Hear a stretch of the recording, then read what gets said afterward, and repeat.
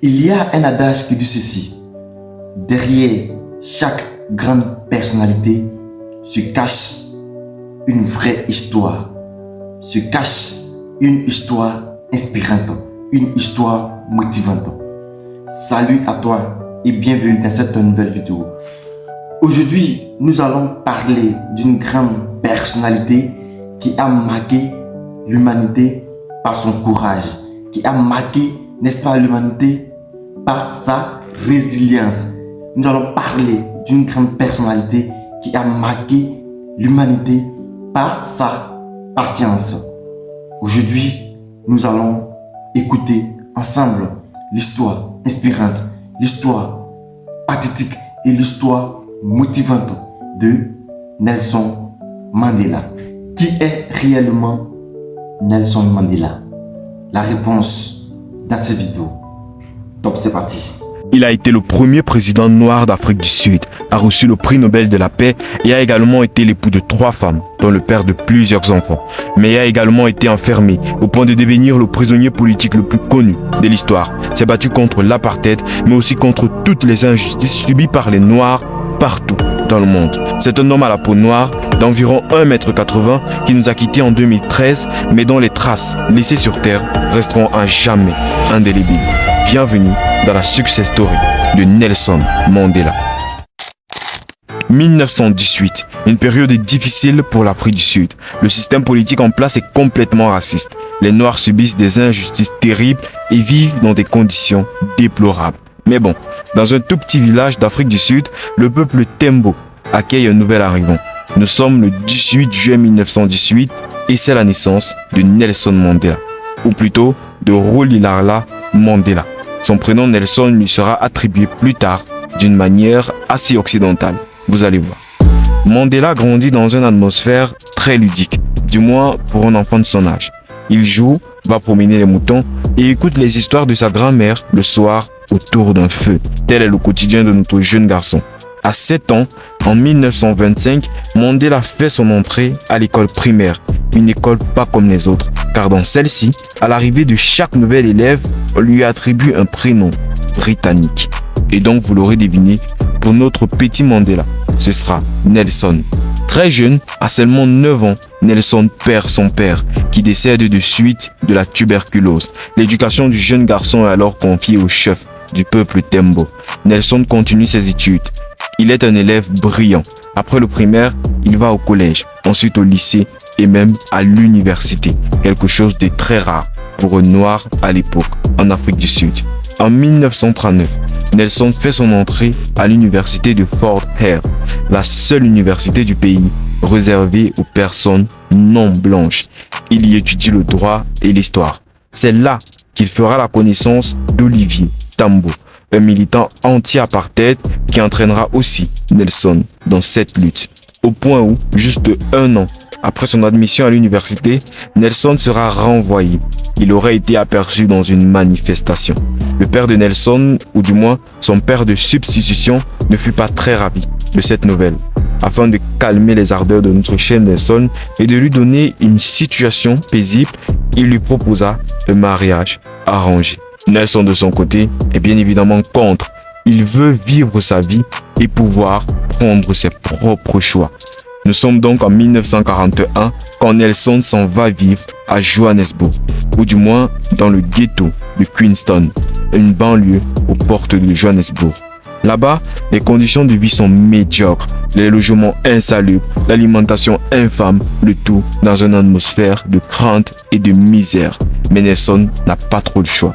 S'il retourne dans son village, il sera marié de force et c'est hors des questions.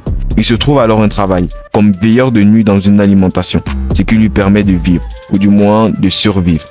2 ans s'écoulent dans ces conditions, mais fort heureusement, Nelson fera la connaissance d'un certain Sisulu, Walter Sisulu, partisan de l'ANC. Bref historique sur l'ANC. L'ANC, l'African National Congress, le Congrès national africain, est une association militante anti-apartheid. Elle est créée vers les années 1913 alors qu'une loi est votée.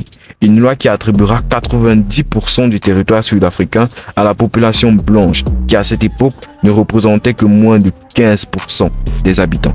revenons à l'histoire de notre cher Nelson. C'est auprès de ce Sisulu que Nelson fera la rencontre d'une femme, Evelyn Massé. C'est le coup de foudre. Les deux tourtereaux tombent amoureux. Et un an plus tard, en 1944, ils se marient. Sisulu permet également à Nelson de se trouver un meilleur travail dans un cabinet d'avocat. C'est dans ce cabinet que Nelson se rend compte qu'il veut lui aussi être avocat. Alors il décide de reprendre ses études. Il s'inscrit donc à l'université de Johannesburg, où il est le seul noir du département de droit. Nelson rejoint également l'ANC. À cette époque, l'ANC se revendique non violente, mais Nelson et quelques confrères ont formé ce qu'on appelait la Ligue de la jeunesse, une branche de l'ANC qui prône les manifestations, les grèves, le désordre urbain, bref, un parti beaucoup plus actif.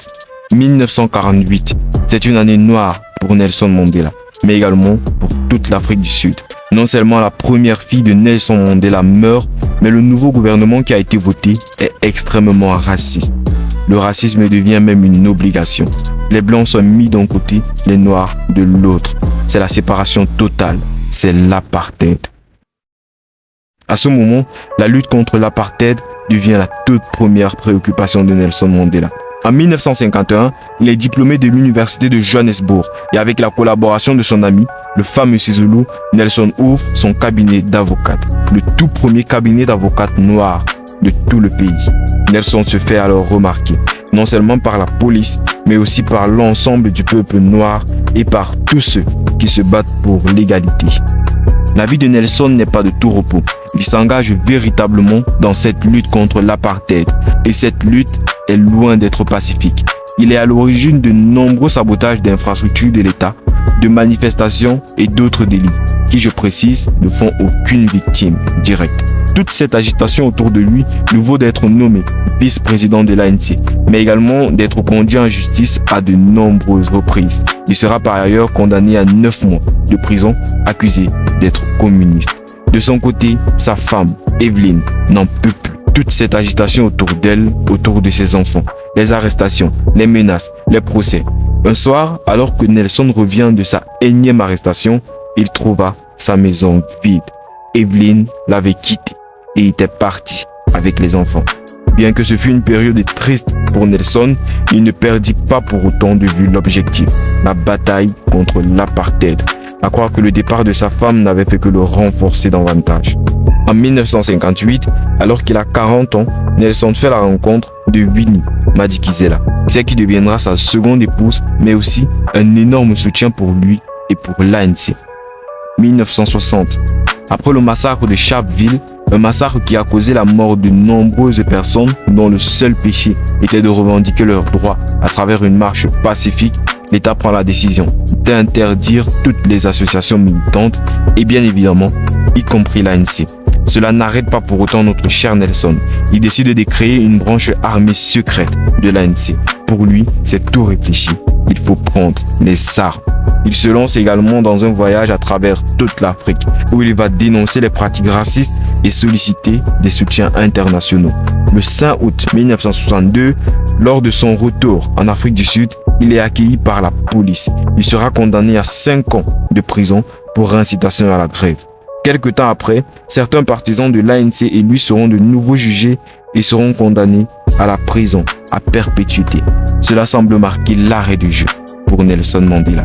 Mais étonnez-vous, les choses sont sur le point de véritablement commencer. Alors qu'il est en prison, Nelson reçoit du soutien de partout. L'ANC, sa famille unie et même des chanteurs très célèbres. 10 ans déjà sont passés et Nelson est toujours en prison. Sa mère et son fils aîné sont tous deux morts et Nelson n'a pu assister aux funérailles d'aucun d'eux. Mais alors, les choses pourraient complètement changer. Le gouvernement fait une proposition à Nelson. Il arrête l'ANC et en contrepartie, on le libère. Bien évidemment, la réponse est non. Toutefois, suite à de nombreux soutiens internationaux, Nelson est transféré vers une prison où les conditions de vie sont plus favorables. En 1988, lors du 70e anniversaire de Nelson, un énorme concert est organisé en Afrique du Sud pour réclamer sa libération.